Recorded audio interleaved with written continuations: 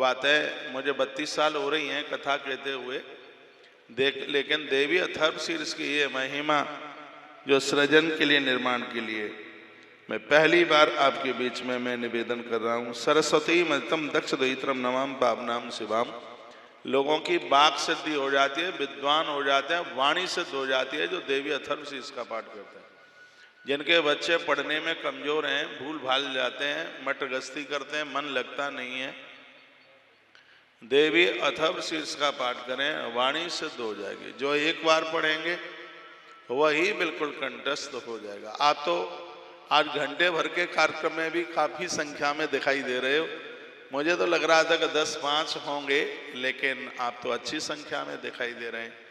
2 या 3 साल पहले हम यहाँ कथा करके गए हैं। श्रीमद् भागवत जी की बड़ी अद्भुत कथा हुई है, अक्टूबर मास में हुई थी कथा, और ये बिल्कुल अतिशयोक्ति नहीं है। देश भर में वो मैं कथा करता हूँ। दिवाली नजदीक होने के बाद भी वह आयोजन फंड के हिसाब से, सहयोग के हिसाब से बड़ा अद्भुत रहा था। बहुत बढ़िया योगदान वह रहा। और यहाँ से जाते हम पुष्कर गए, पुष्कर जाते वृंदावन गए, और दिवाली के दूसरे तीसरे दिन इस यहाँ के सहयोग के द्वारा गौ माता ने कैंसर हॉस्पिटल के लिए और नंदी भूमि के लिए यहाँ का पैसा एक विशेष रूप से समर्पित हुआ था। ये सही आपके बीच में बात कही जा रही है। तो जम्बू से तो हम वैसे भी बहुत लाड करते हैं, बहुत आत्मीयता है। यदि आप मेरी यह बात मान लेंगे, इसमें मेरा बिल्कुल कोई स्वार्थ नहीं है। आपकी तरक्की होगी तो खुशी हमें होगी। आप भी फिर कहेंगे कौशिक महाराज आए थे नवरात्रा के समय में, ये बात बोल के गए थे, वो हमने ये किया और देखो उसका हमें ये रिजल्ट मिला। कल मैं कुरुक्षेत्र में था, अच्छा तो लगता ही है। कोई बहन रोते रोते बोलती है, कहती है कि महाराज जी 13.25 वर्ष के बाद में बेटा पैदा हुआ है, आपसे नारियल लिया था हमने। अभी मैं अपने जन्मदिन पर खाटू में था, राजस्थान की एक बहन कहती है महाराज जी 14 साल के बाद में बेटा हुआ है। इन सब चीज़ों को देखकर ईश्वर के प्रति हम लोगों की ओर अगाध आस्था हो गई है। परमात्मा के चरणों में यदि विश्वास किया जावे तो ईश्वर सब काम करता है।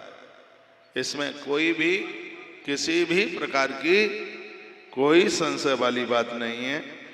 इसमें देवी अथर्वशीर्ष में एक लक्ष्मी गायत्री का मंत्र है। यदि इससे नवरात्रा में घी में कमल गट्टा डाल करके आहुति डाली जावे तो घोर गरीबी का नाश होता है। वो देवी अथर्वशीर्ष में ही है। तो इसका मतलब है कि यह देवी अथर्वशीर्ष का जो स्तोत्र है वो घोर गरीबी का भी नाश करता है। वो मैं बोले देता हूँ। मंत्र नंबर, श्लोक नंबर 12 में है, ओम महालक्ष्मी च विद्महे सर्वशक्ति च धीमहि तन्नो देवी प्रचोदयात्। ओम महालक्ष्मी च विद्महे सर्वशक्ति च धीमहि तन्नो देवी प्रचोदयात्। इस मंत्र से आहुति डालने पर घोर गरीबी का बिल्कुल नाश होता है। इसमें कोई संशय वाली बात नहीं है। मैं यहाँ 1 बजे तक रुकने वाला था, आचार्य जी ने 1:30 बजे के लिए बोल दिया। अब मैं 1:30 बजे तक हूँ, और भी थोड़ा सा आप लेट होते हैं तो मैं 2 बजे तक इस परिसर में हूँ। आप पधारिएगा। 2 बजे तक मैं इधर ही हूँ। 1-1:15 बजे तक ये अपनी बात आपके बीच में कर रहा हूँ। उसके बाद में फिर मैं आप